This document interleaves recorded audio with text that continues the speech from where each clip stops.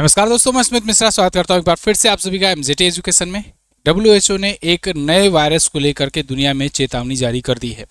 Global health emergency तक की घोषणा कर दी गई है।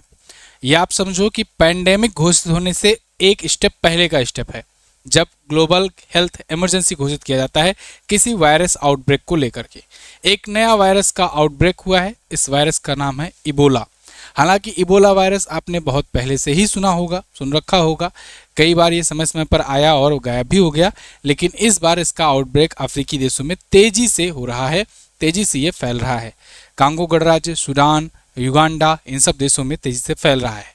भारत सरकार ने भी इसको लेकर के एडवाइजरी जारी कर दी है और भारत सरकार ने भी कहा है कि भाई इन देशों की यात्रा करने से बचें, क्योंकि यहाँ पर तेजी से फैल रहा है और न सिर्फ फैल रहा है बल्कि मौतें भी हो रही हैं। ये काफ़ी डेडली वायरस है। इबोला वायरस के बारे में जानेंगे हम लोग, लक्षण को देखेंगे और साथ ही साथ इसके उपचार के बारे में भी हम लोग बात करेंगे, डिस्कस करेंगे। पूरी वीडियो ध्यान से देखिएगा क्योंकि बहुत ज़्यादा इन्फॉर्मेटिव होने वाली है। क्योंकि देखिए, आए दिन केरला से, तमिलनाडु से या नॉर्थ इंडिया से भी बहुत सारे लोग जो है कई बार इन देशों की यात्रा करते हैं और मतलब इंटरनेशनल यात्रा करते हैं। कहीं कहीं से भी, कोई ज़रूरी नहीं है कि इन देशों में जाए हैं तभी। हो सकता है आप दुबई में गए और दुबई में कोई और वहाँ से आया हुआ था, उसके संपर्क में आकर के आप वायरस लेकर आए।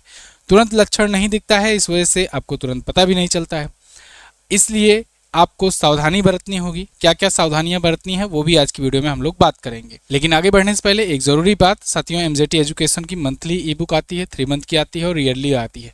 इन सभी ई बुक के माध्यम से आप करंट अफेयर बहुत अच्छे से तैयार कर सकते हो। देखिए, इसमें प्रश्नोत्तर माध्यम में क्वेश्चन होते हैं, चैप्टर वाइज रहते हैं, अलग अलग चैप्टर्स रहते हैं, तो अलग अलग टारगेट्स बना करके आप पूरा कवरेज कर सकते हो अच्छे तरीके से। कहानी नुमा नहीं रहता है, बिल्कुल टू द पॉइंट फैक्ट्स के साथ रहता है। और प्रश्न रहेगा, उसका 4 ऑप्शन रहेगा, उसके बाद उसका डिटेल एक्सप्लेनेशन रहेगा आंसर के साथ। साथ ही साथ उस क्वेश्चन से रिलेटेड स्टैटिक जीके भी रहता है।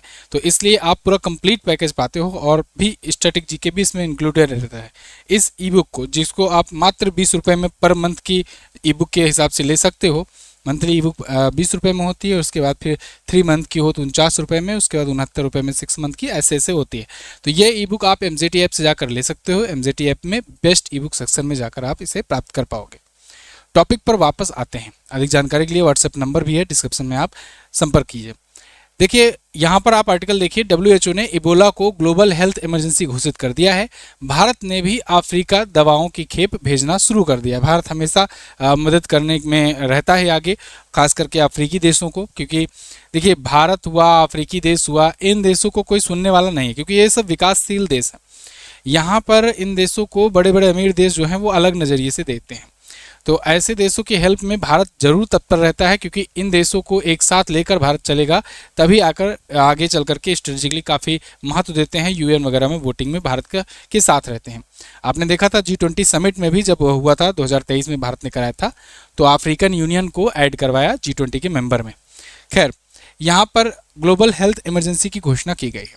अब देखो, इसको समझिए कि जब WHO को लगता है कि कोई एक वायरस है या कोई एक बीमारी है, वो एक देश के एक एरिया से निकल करके वो तेजी से फैलते फैलते दूसरे देश में, पड़ोस के खास करके, और उसके बाद आसपास के और कई देशों में तेजी से फैल रहा है, तब संभावना होती है कि उन देशों के संपर्क में भी हो सकता है कोई नागरिक आकर और बड़े बड़े देशों में जाए। तो इसलिए ग्लोबल हेल्थ इमरजेंसी घोषित कर देता है WHO, एडवाइजरी जारी करके। WHO बताता है कि भाई देखो, यहाँ पर एक वायरस का आउटब्रेक हुआ है, तेजी से लोग मरीज बन रहे हैं उसके और मर भी रहे हैं, और ये डेडली वायरस है। तो इसके संपर्क में जो भी लोग आएंगे उनसे हो सकता है कोई और इन्फेक्टेड हो जाए, और हो सकता है कि जिसके संपर्क में आप आए रहो, जो पहले से इन्फेक्टेड था लेकिन उसका इम्यून सिस्टम मजबूत था, उससे दिखाई तो नहीं दिया, समझ में तो नहीं आया कि हाँ हमें ये वायरस ने जकड़ रखा है, लेकिन उसके संपर्क के थ्रू दूसरे के पास चला गया जब, तो वो जो कमज़ोर व्यक्ति था, जिसका इम्यून सिस्टम उतना मजबूत नहीं था, वो इन्फेक्टेड हो गया, बीमार हो गया और फिर निपट लिया। तो इसलिए यहाँ पर ग्लोबल हेल्थ इमरजेंसी की घोषणा की जाती है कि भाई इस एरिया में, इन देशों में यात्रा करने से बचें, अगर आएँ बहुत ज़रूरी है तो सावधानी बरत करके आएँ। तो यहाँ पर इन्होंने कहा है कि देखिए, भारत सरकार ने भी इसके लिए अपने भारतीय नागरिकों के लिए एडवाइजरी जारी करके बताया कि कांगो, युगांडा और साउथ सूडान, इनकी यात्रा से बचा जाए। अफ्रीकी centre for disease control and prevention ने भी इस वायरस को महाद्वीपीय सार्वजनिक स्वास्थ्य आपातकाल, यानी वहाँ पर इमरजेंसी घोषित कर दिया है पूरे अफ्रीका महाद्वीप में। अब आइए थोड़ा सा लोकेशन में देख लेते हैं। जैसे आप वर्ल्ड मैप में देखोगे, ये रहा अपना प्यारा भारत। यहाँ से आप अफ्रीकन कॉन्टिनेंट में अगर आ जाओगे, ये पूरा एशिया पड़ता है, यहाँ से अफ्रीका कॉन्टिनेंट पड़ता है। अफ्रीका में, मिड अफ्रीका में अगर आप देखोगे तो यहाँ डीआरसी नाम का एक देश मिलेगा, democratic Republic of Congo, Congo गणराज्य जिसे कहते हैं। तो ये डीआरसी, इसके बाद इधर युगांडा है, रवांडा है, बुरुंडी है, तंजानिया है, और ये साउथ सूडान है, ये सूडान है। साउथ सूडान वही 193वां सदस्य देश यूएन का, जो कि 2011 में बना था, सबसे अंतिम वाला। तो साउथ सूडान में और युगांडा में और डेमोक्रेटिक रिपब्लिक ऑफ कांगो में, इन 3 देशों में इसका आउटब्रेक तेजी से हो रहा है इस वायरस का। आप थोड़ा सा और जूम करके देखिए, ये democratic Republic of Congo, Rwanda, Uganda और इधर साउथ सूडान, खास करके युगांडा और साउथ सूडान में। तो यहाँ पर आउटब्रेक हो रहा है। इसको आप इस बीबीसी के इस मैप के जरिए देख सकते हो। खास करके ये मोंगवालू रीजन में और रवामपारा रीजन में, बुनिया में जो पड़ता है, यहाँ पर ये तेजी से फैला हुआ है। अब तक की अगर बात करें तो अब तक देखिए कितने लोगों की मौत हो चुकी है, 216 लोगों की मौत हो चुकी है, और संदिग्ध और पुष्टि किए गए हैं 23 मई को। मामलों की कुल संख्या 968 तक पहुंच गई है। 1000 से ज़्यादा लोग इन्फेक्टेड हो गए हैं, 216 लोग चले जा चुके हैं। ये वो है जब रिपोर्टेड है जो चीज़ें, है ना, तेज़ी से संख्या बढ़ रही है और इसलिए काफ़ी ये डर का माहौल बना हुआ है। अच्छा, इबोला का जो मौजूदा संस्करण है, ये इबोला का बुंडी बुग्यो स्ट्रेन है, बुंगी बुड्डियो स्ट्रेन, ये आपसे पूछा जा सकता है, इसको आप याद रखना। अमूमन देखिए, अभी यूपीएससी का प्रीलिम्स हुआ, इतना टफ पेपर दे दिया था, कितना डीप जा करके चीज़ों को पूछ रहा था। इसीलिए मैं आपसे हमेशा कहता हूँ, देखिए वो जो करंट अफेयर है वो तो चल ही रहा है, वो दूसरे चैनल पर जो डेली करंट अफेयर वाली क्लासेस होती है, एमजीटी करंट अफेयर वाले चैनल पर चल ही रहा है।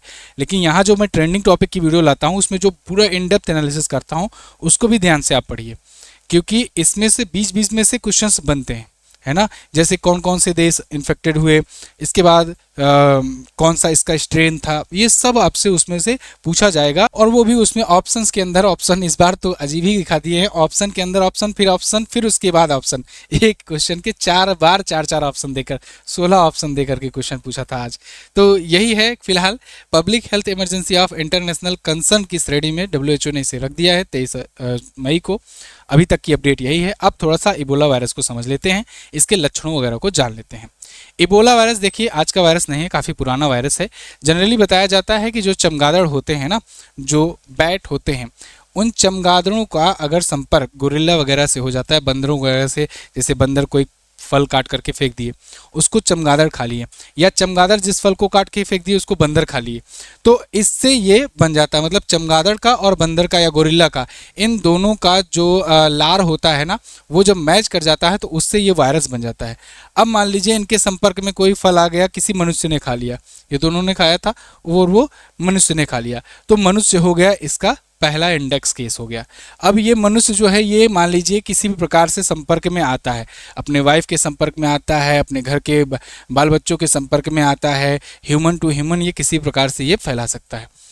तो अब यहाँ से जब और लोगों के संपर्क में आया तो इनके थ्रू और लोगों के संपर्क में, मतलब ये स्ट्रेन बनता चला जाता है और तब ये फैलना शुरू हो जाता है। तो इसलिए इसका समय समय पर कैंप वगैरह लगा करके, वैक्सीनेशन कर करके इसका इलाज किया जाता है। अब देखिए ये एक अत्यधिक घातक और जानलेवा संक्रामक बीमारी होती है, इसीलिए इबोला वायरस डिसीज जो है इसे घातक बीमारियों की श्रेणी में रखा गया है। मुख्य रूप से संक्रमित जानवरों से इंसान में और बाद में संक्रमित व्यक्ति के शारीरिक तरल पदार्थ जैसे खून, लार, पसीना, इन संपर्क में आने से दूसरे व्यक्ति के बीच में ये फैलता है। अब देखिए किस किस प्रकार से फैल सकता है, इसको मैं आपको डिटेल में यहाँ दिखाया हुआ हूँ।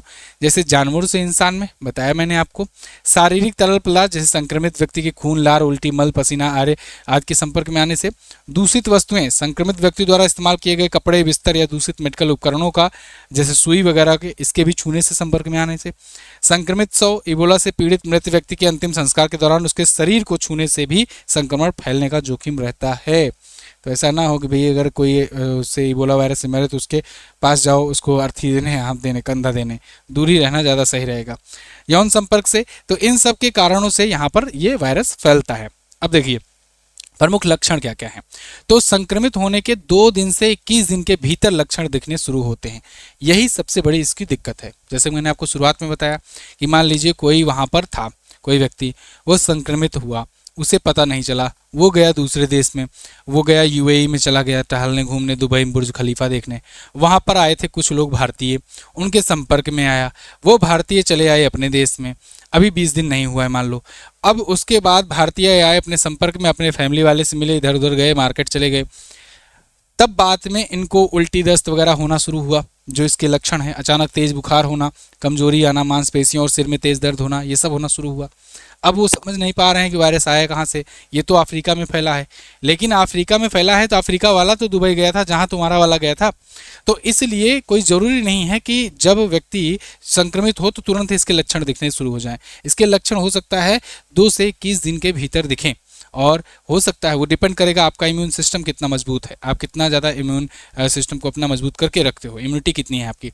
ज़्यादा इम्यूनिटी अच्छी होगी तो फिर बचे रह सकते हो सकता है कि जल्दी ना असर पड़े या हल्का फुल्का असर दिख करके ठीक हो जाए। लेकिन अगर इम्यून सिस्टम कमज़ोर है तो हो सकता है फिर आप लपेटे में आ जाओ। गले में खराश, उल्टी दस्त, त्वचा पर चकत्ते, आंतरिक और बाहरी रक्तस्राव, नाक मुंह मल में खून आना, ये सब इसके लक्षण होने लगते हैं। तो अगर ऐसा लक्षण दिखता है तो तुरंत डॉक्टर के पास संपर्क करना चाहिए। अब तस्वीरों में भी इसमें आते हैं बड़े बड़े चकत्ते, बड़े बड़े दाने पड़ जाते हैं, लेकिन उसको मैं दिखा नहीं सकता हूँ यहाँ पर, यूट्यूब की पॉलिसी वगैरह होती है ना, तो इसलिए। लेकिन बहुत ही खतरनाक, बहुत ही भयावह रूप होता है, मतलब तस्वीर आप देख नहीं पाओगे, देखने के बाद भी आपको मतलब थोड़ा सा अजीब सा लगेगा, इतना भयावह होता है। खैर, भगवान से यही मनाओ कि इबोला वायरस का प्रकोप भारत तक ना पहुँचे, इसको जल्द ही कंट्रोल में ला लिया जाए। वैक्सीनेशन की बात करें तो अभी इसकी वैक्सीन है नहीं अवेलेबल, तो वही है कि समय पर इलाज ही इसका उपचार है। अब देखते हैं आगे क्या होगा, आगे जो भी अपडेट आएगा मैं आपको बताऊंगा। लेकिन आगे जाने से पहले एक ज़रूरी बात, चैनल को सब्सक्राइब कीजिए सबसे पहले चीज़ तो, क्योंकि ऐसी अपडेट आप तक आती रहेगी। और एमजेटी ऐप पर जाकर के आप ई बुक सेक्शन में जाकर ई बुक ले सकते हो, वीडियो कोर्सेज में जाकर वीडियो कोर्स ले सकते हो। एक और बात, सीजीएल के लिए हम लोग सीरीज स्टार्ट करना चाह रहे हैं करंट अफेयर का, अगर आप लोग अनुमति दें तो उसको शुरू किया जाएगा दूसरे चैनल पर, और उसमें आपको सीजीएल के लिए प्रिपरेशन कराते हुए करंट अफेयर तैयार कराया जाएगा रिवीजन पर्पज से। तो आप बताइएगा कमेंट करके, मिलते हैं अगली वीडियो में, तब तक के लिए नमस्कार, जय हिंद, वंदे मातरम।